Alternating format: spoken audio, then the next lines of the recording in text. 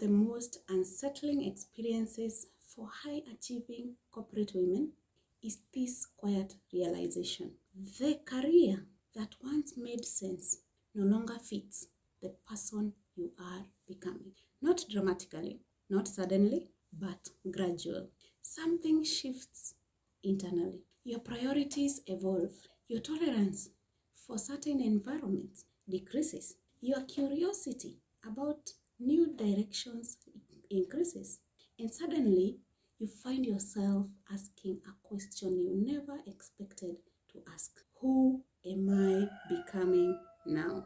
That question can feel destabilizing because most professional advice focuses on skills, productivity, and career advancement. Very little guidance exists for identity evolution. But identity evolution is one of the most important forces shaping mid-career transitions. Let's anchor something important. High-achieving corporate women do not burn out because they are weak. They burn out because they are misaligned. And misalignment often begins when your identity evolves faster than the career structure. You outgrow the role before you realize it. And because you are capable and responsible, you continue performing long after the alignment has shifted. This is why so many high-achieving women look successful externally while quietly questioning their direction internally. Not because they lack ambition, but because the identity is evolving. And evolution requires recalibration. Today, I want to help you clarify something that many women skip over too quickly. Who you are becoming in the season of your life, not who you used to be, not who your resume describes, but who you are becoming. Because clarity about identity changes how every professional decision is made. Let's begin with a simple truth. Identity is not static. The woman you were 5 years ago is not the woman that you are today. Your experiences shaped you. Leadership responsibilities matured you. Personal circumstances refined your priorities. Your faith, values, and worldview deepened. All of these factors reshape identity. But professional structures rarely evolve the same pace. Your career path was designed for the person you were when you chose it. And when identity evolves beyond the design, friction begins. That friction is what many women interpret as burnout, but often it is identity misalignment. So how do you clarify who you are becoming? Let me walk you through 3 reflections that bring clarity. The first reflection is this: what no longer energizes me the way it used to be? This question is not about complaints.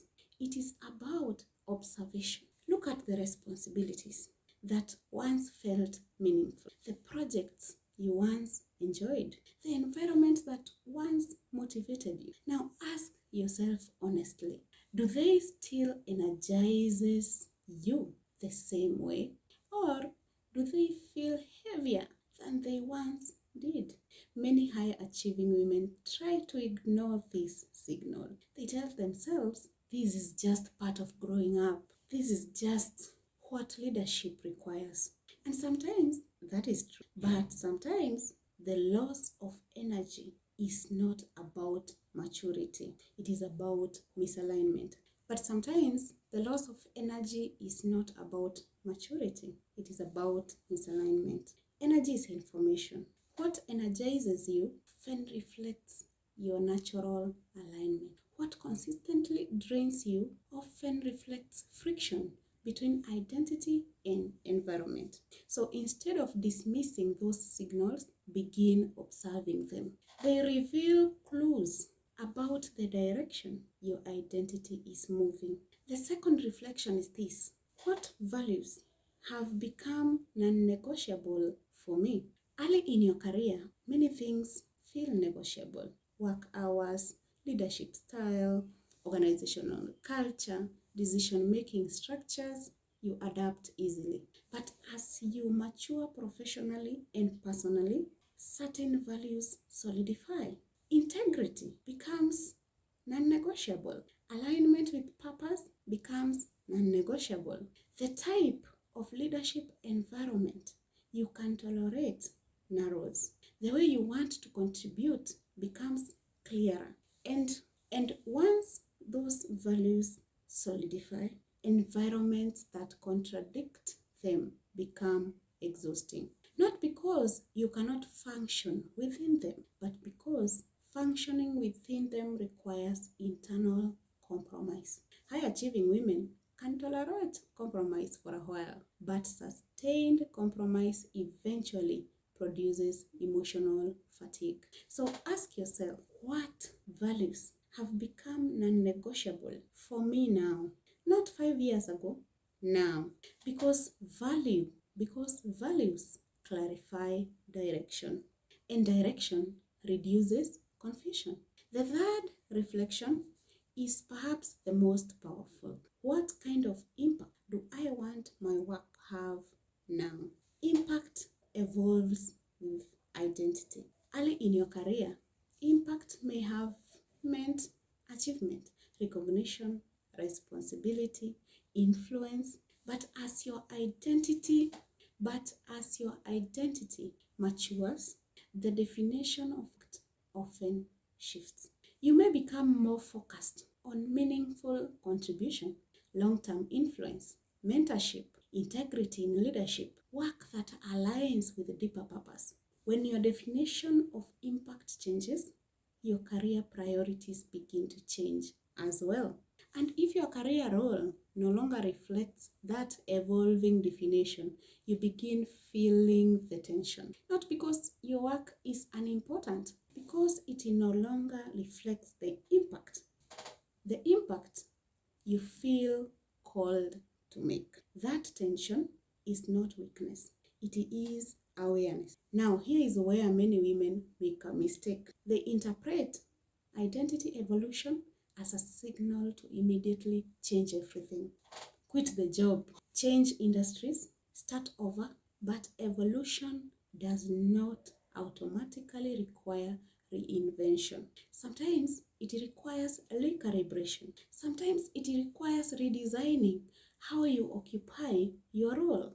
Sometimes it requires strategic transition, and sometimes it simply requires a new way of thinking about your work. But you cannot determine the correct path until identity clarity comes first. This is why my work always begins with identity, not with resumes, not with job applications. Identity. Because your career decisions should reflect who you are becoming, not just what opportunities appear.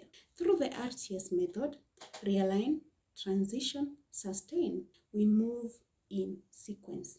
Realign. This phase clarifies identity, who you are becoming, where friction exists, what no longer fits. Transition. This phase designs a strategic move that protects your income, credibility, and professional narrative, because thoughtful transitions strengthen your career rather than destabilize it. And finally, sustain. This phase ensures your future success remains aligned with your evolving identity, so that success no longer requires internal compromise, because success that costs your identity is not sustainable success. Let's bring this together. If you feel like something in your career no longer fits, if responsibilities that once energized you now feels heavy, if your values and priorities have evolved, you are not lost. You are evolving. And evolution always requires clarity before movement.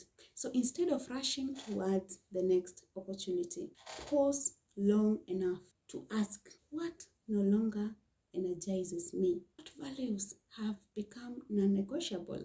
And what kind of impact do I want my work to have now? Those questions illuminate the direction your identity is moving. And once identity becomes clear, your next professional decision becomes much easier to navigate, because clarity removes the pressure to react and replaces it with the ability to realign. In the next video, we are going to talk about something that most career advice gets wrong: why identity should come before your resume. Because when identity leads, your career decisions stop being reactive and start becoming strategic. And that shift changes everything. I will see you on the next one.